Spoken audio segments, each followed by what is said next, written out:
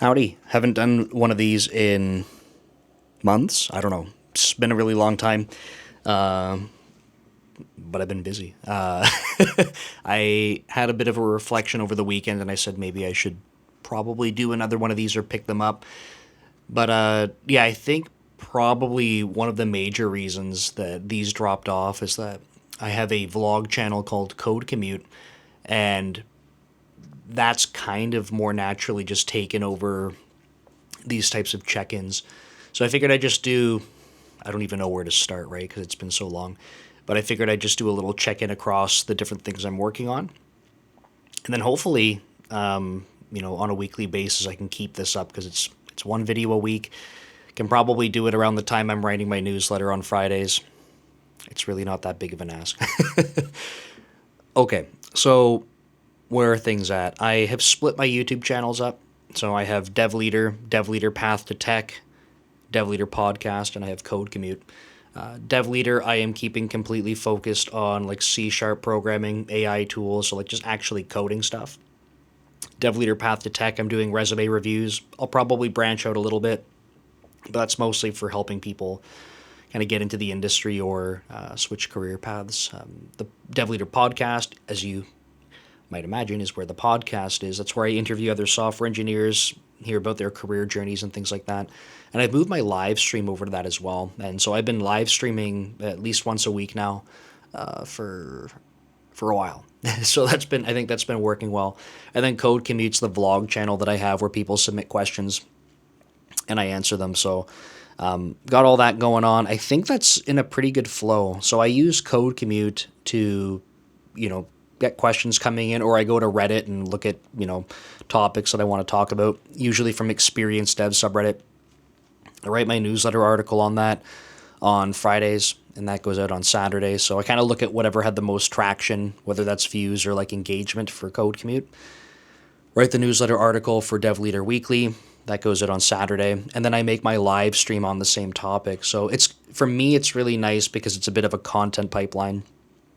I can see, at least in my circle of, my audience, I guess, what people are interested in.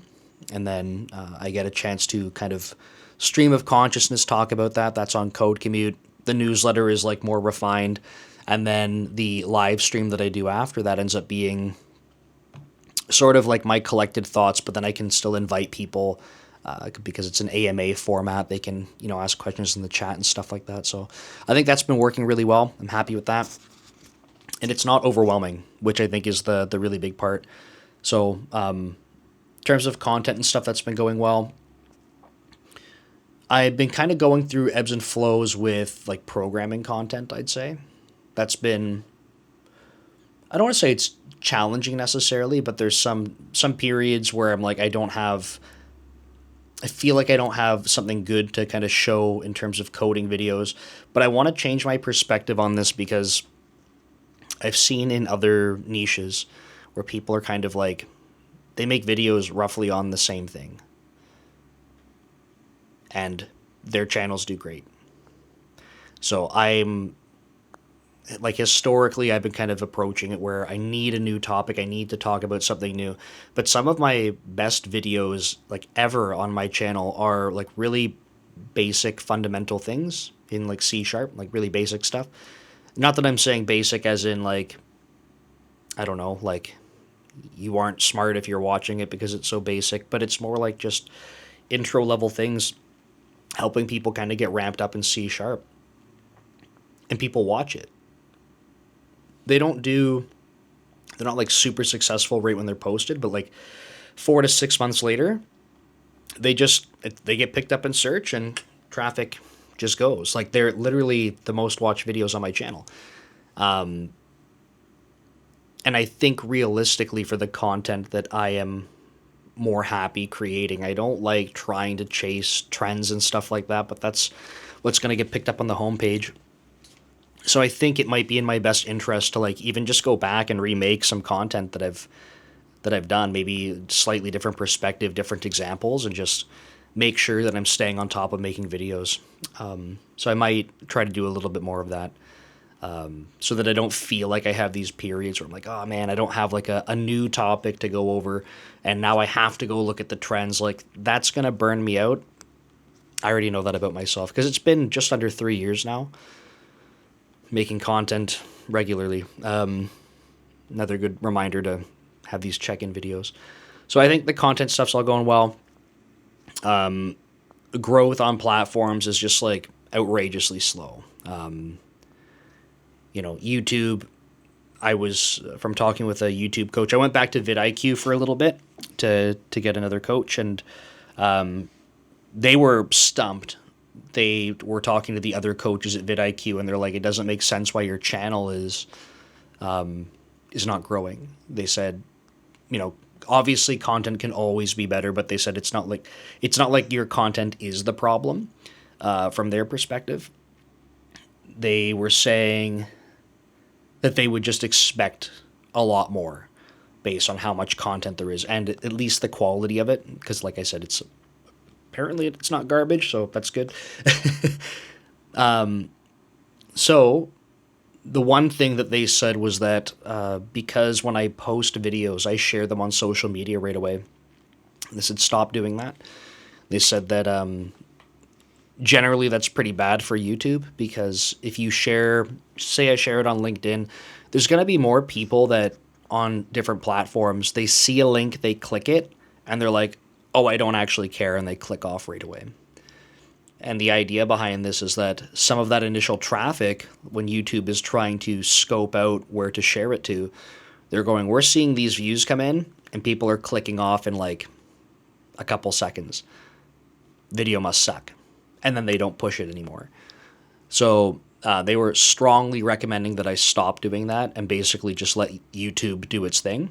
And they think that's one of the main reasons why the channel has not been growing. Channel being Dev Leader. So I've stopped doing that. I've kept, I'll talk about Brand Ghost in a moment, but I'm still using Brand Ghost very heavily.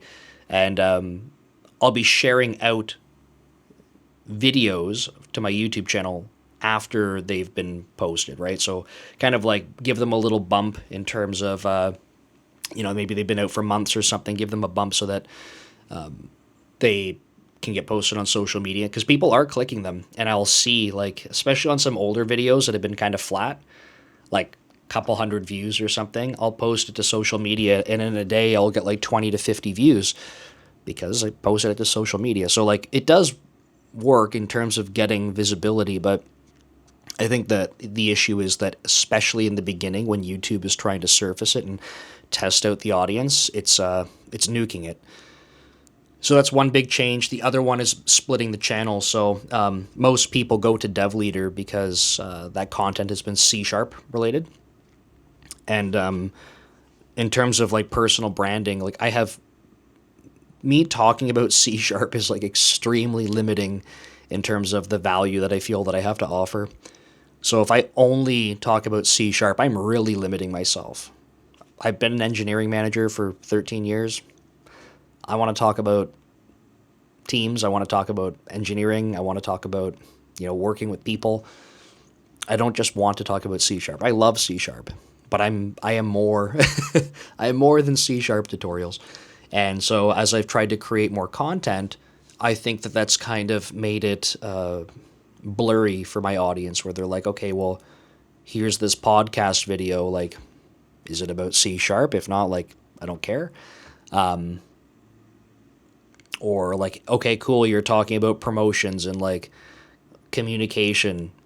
I'm just here for the C# tutorials, bro. So I've split that out. That was also something that I raised with the YouTube coach, and they were like, yeah, like from their perspective, they're like, you should really split that out, which sucks because now, like those channels are starting from nothing, right? But I think long-term it'll be better. So yeah, there's 4 YouTube channels going. Code Commute is still something for me that is like extremely low effort. I really enjoy making content for that. And that's actually the channel where I have the most sort of, random's not the word, the most seemingly random like interactions with people where they're like, hey, like I watch your channel. And in my head, I'm like, oh, they're watching Dev Leader. No, They're like, I watch your channel, and like when you're in traffic and you're driving in your car, and like that's the one that people are connecting with more.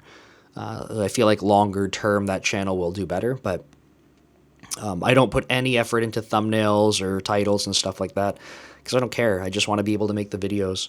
But overall, I think Dev Leader's at just under 14,000 subscribers. Code Commute is just under 3,000. And then the other channels are, I think one's at like 70, one's at 110 subscribers or something like that. Like the other two are small. It's fine. But they'll pick up. I've been posting more or trying to be more consistent with getting stuff over to Spotify. It's kind of in the background. I haven't really thought about it or cared about it, but it's one of those things, again, like it's the same material. I just have to upload it there. And there are people that are watching things there. So I think as long as I can keep the content going there, that audience should build up over time. LinkedIn, I think I'm at 30,000, just under 30,000 followers. Twitter, 5.5. Instagram, 5,000. TikTok, just under 2,000. Blue Sky, 2,000? I don't know. I think overall it comes out to like 60 to 65,000 or something across platforms. But like, if you were to look at the growth, I feel like over the past, I don't know, like it just feels like it's slowed down a lot, especially on things like YouTube, because a lot of time and effort and money goes into that. And like, the growth has never done this. It's only ever just like gone like linear, or if I don't keep up with posting, the growth actually like, tapers off. It's not ever shrinking, which is nice, but it's still a pain in the ass. What else? Newsletter stuff has been extremely slow. Like that growth has flattened out completely, that's really frustrating. But I think that I've seen other people like post to Reddit and stuff, like they'll post their newsletter, and I hate Reddit. I hate it so much.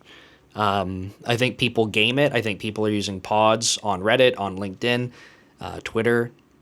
It's very obvious that people are using pods, but the Reddit thing is kind of interesting because, number one, people hate it when you post links to your articles and stuff. They hate it. And I think what people are doing is they get their friends, as soon as they post, they comment positive things on it so that it immediately doesn't get buried with like, what are you doing? Like, stop posting this crap or whatever. So that stuff still goes up, but at least some of the initial comments are like ready to go that are positive.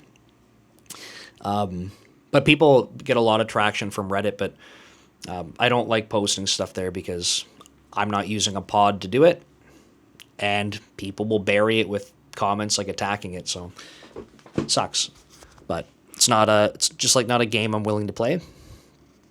I'm overdue for Dome Train courses. I wrote in my notebook that I gotta get the curriculum for the next one put together. I need to do it today, or else I'm just gonna keep putting it off. So hopefully get started on that. I'm due for a refresh as well on the C# course, so trying to figure that out. But I think I'll do this other one first.